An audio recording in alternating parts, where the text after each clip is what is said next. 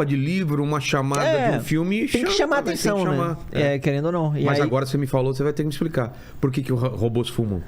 Cara... Eu não vi esse vídeo ainda. Cara, olha que eu já vi. Não, é engraçado porque eu acho só um pouquinho, só fazer... Tem um fã seu aqui, o Paquito falou que já zerou seu canal. Fã, cara. Sério? Você platinou o canal dele já? Platinei, cara, 2 vezes. 2 vezes? Virou The Office. Virou The Office. Todo fim de ano ele vê. Eu assistia na época dos Hugobertos, não sei o quê, mesmo? cara. Cara. Caramba, que sensacional, cara. Você vê? Que legal. Que eu falei com ele putz, dá uma olhada nos títulos, né? Porque, pô, tem bastante vídeo que são assuntos legais. A gente falou, relaxa, eu já platinei o canal aqui. Você está falando com um profissional. Exato. Especialista, mestrado em Davi Calazans. Pô, da hora.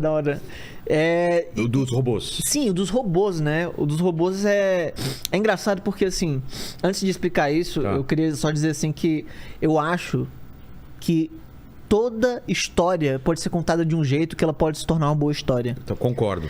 Eu vejo isso pela vida das pessoas. As pessoas sentam aqui e às vezes elas conversam comigo, pô, cara, minha vida não tem muita coisa pra contar. E de repente ela fica 3 horas aqui e ela se espanta de quanto a vida dela é interessante. Simplesmente porque ela nunca parou pra pensar analisar, e colocar em perspectiva, né?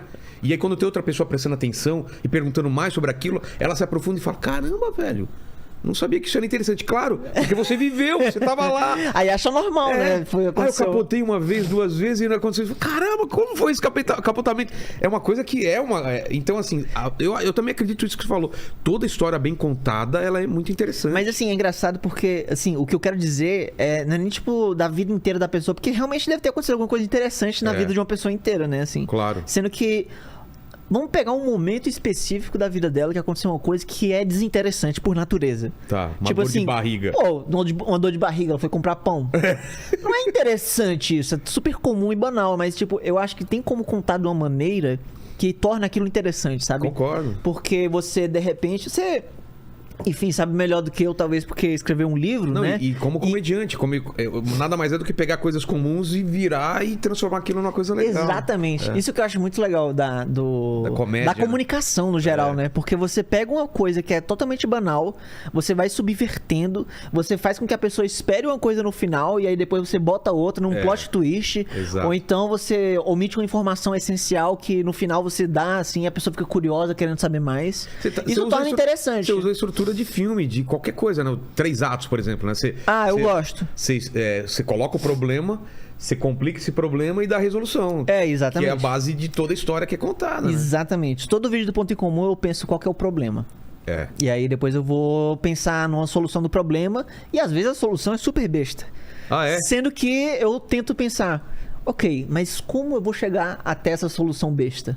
Pode ser interessante. Claro, o caminho... Porque o caminho é mais interessante do que o destino, sabe? Nossa vida não é assim? O destino é a morte. Não tão interessante. Né? O caminho é que é o interessante. Mas no caso dos robôs, por exemplo, da onde veio? Você tinha um problema. Qual era o problema? O problema era o estranhamento que eu ia causar na pessoa de... Ok, por que robôs fumam? Por que um robô iria fumar? Tipo, nesse caso é meio óbvio, né? Mas, tipo assim, a solução, né? Eu já dizendo assim, de uma maneira rápida, é porque é pra estudar fumantes. Estudar o impacto do cigarro no corpo humano. Entendi. Sendo que aí eu não falei logo de cara que era isso. Eu falei que, cara, robôs fumam. Você acha que você fuma? Você não viu um robô fumando. Aí eu digo que fuma não sei quantos maços de cigarro. E aí fala essas coisas e tal.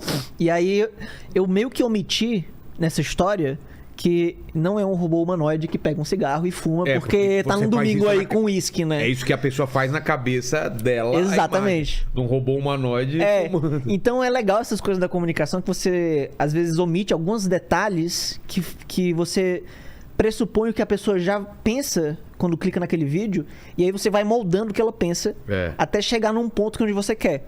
Que é tipo, não, mas calma, não é nada disso. É porque os robôs, na verdade, eles fumam por causa disso, daquilo e tal. E, na verdade, a parte da ciência em si já é interessante, né? Claro. Sendo que, pra eu pegar e fisgar aquela pessoa, eu faço dessa maneira, entendeu? E quando ela termina, ela fala, caralho, eu aprendi uma coisa que eu posso contar pra Do outra. nada, né? Sim. Exato.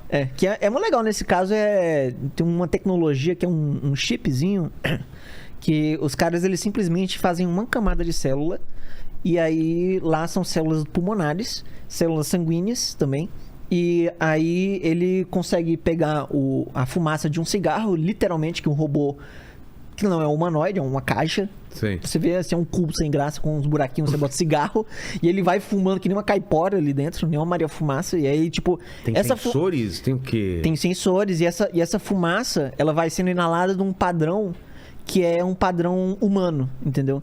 Porque os testes antes, sobre questão de cigarro, essas coisas, era tipo, sei lá, pega as células na placa de Petri e taca fumaça.